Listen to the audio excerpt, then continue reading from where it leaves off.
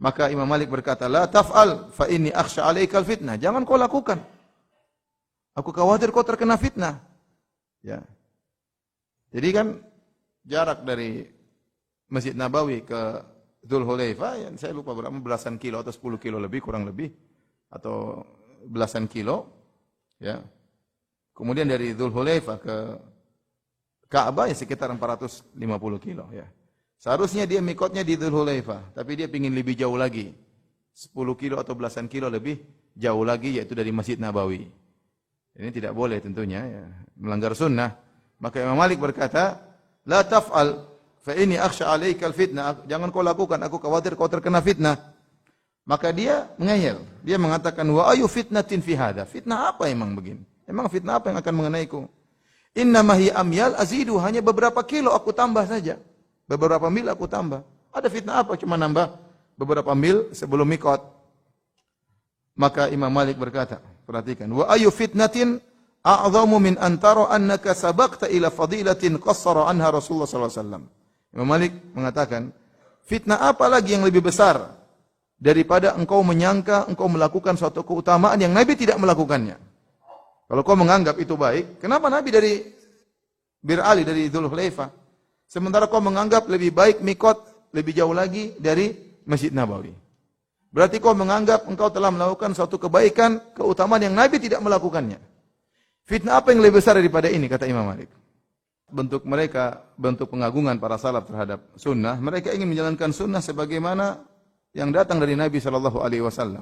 Tidak ditambah-tambahin, tidak dikurang-kurangin. Ini diantara bentuk pengagungan terhadap sabda Nabi SAW. Disampaikannya sebagaimana yang datang, tanpa ditambahin, tanpa dikurangin.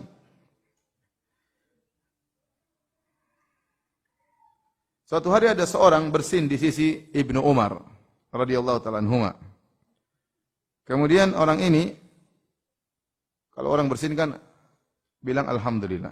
Tapi rupanya dia tambah, dia mengatakan alhamdulillah wassalamu ala rasulillah. Jadi zikir bersinnya ditambah alhamdulillah sama salawat kepada, salam kepada Nabi sallallahu alaihi wasallam. Dan tidak ada yang ragu bahwasanya salawat dan salam kepada Nabi adalah suatu yang baik, sangat dianjurkan. Kita boleh bersalawat dan salam kepada Nabi setiap saat. Dan Allah perintahkan dalam Al-Qur'an, ya, sallu wa sallimu taslima, ya. Rasulullah suruh menyuruh salawat dan salam dalam Al-Qur'an, ya. Tetapi tatkala salawat dan salam ini dijadikan zikir bersin, hajim alhamdulillah wassalatu wassalamu ala rasulillah, ini jadi masalah. Maka Ibnu Umar menegurnya. Dia berkata, alhamdulillah wassalamu ala rasulillah wa laisa hakadha 'allamana Rasulullah sallallahu alaihi wasallam. 'Allamana an naqul alhamdulillah ala kulli hal. Ibnu Umar mengatakan, bukan begini cara Nabi mengajarkan kami zikir untuk bersin, tapi Nabi mengatakan alhamdulillah ala kulli hal. Itu yang diajarkan oleh Nabi sallallahu alaihi wasallam. Alhamdulillah atas segala kondisi, ya. Bukan alhamdulillah wassalamu ala rasulillah, ya. Ya, ini menunjukkan bagaimana Ibnu Umar ingin sunnah diterapkan sebagaimana diajarkan oleh Nabi sallallahu alaihi wasallam dan jangan berkreasi dalam sunnah Nabi sallallahu alaihi wasallam. Kalau ada orang bersin kemudian alhamdulillah, kemudian ditambah alhamdulillah bil alamin arrahmanir rahim maliki yaumiddin iyyaka na'budu wa iyyaka nasta'in. Kira-kira bagus atau tidak? Bukankah baca Al-Fatihah bagus? Bagus, tapi jangan jadikan zikir setelah apa? Bersin. Ya.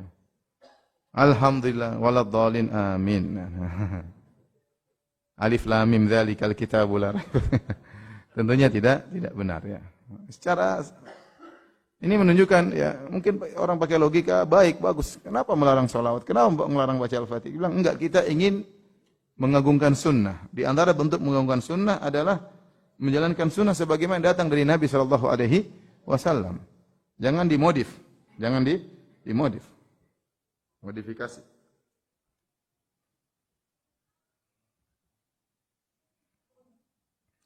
Dari Ibnu Jurayj, anna Tawusan akhbarahu, Tawus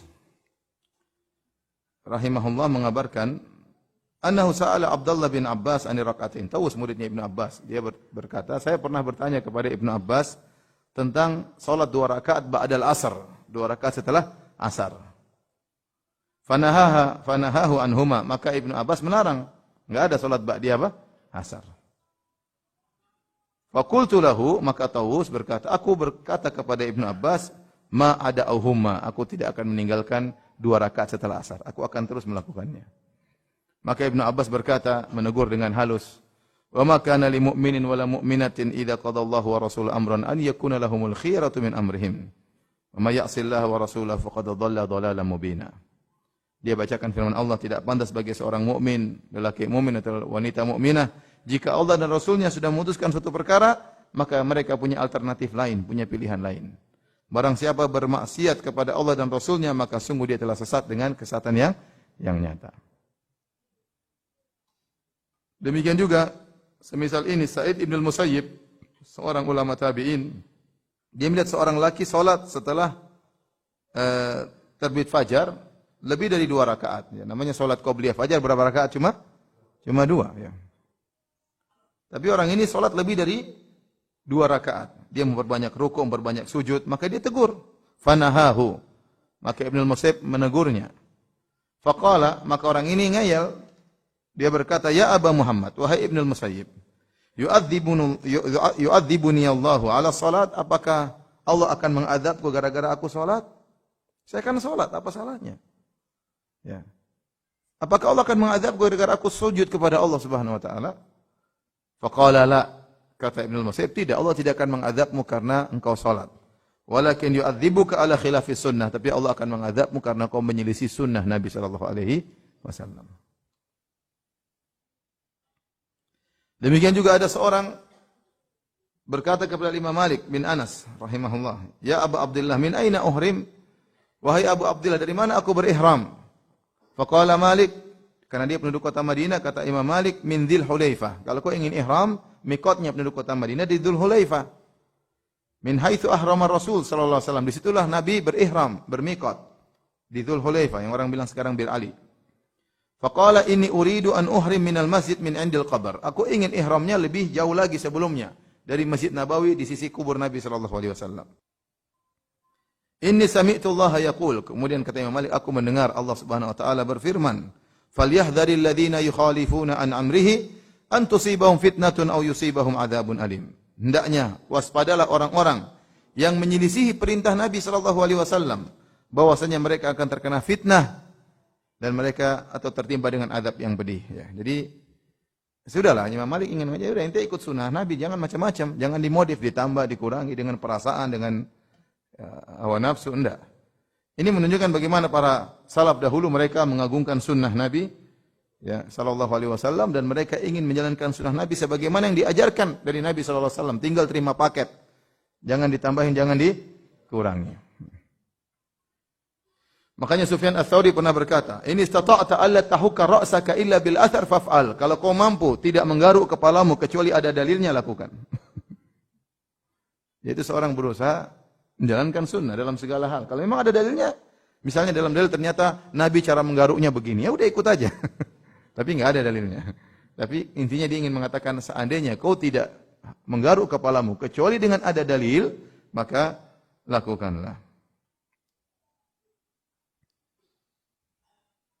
Baik.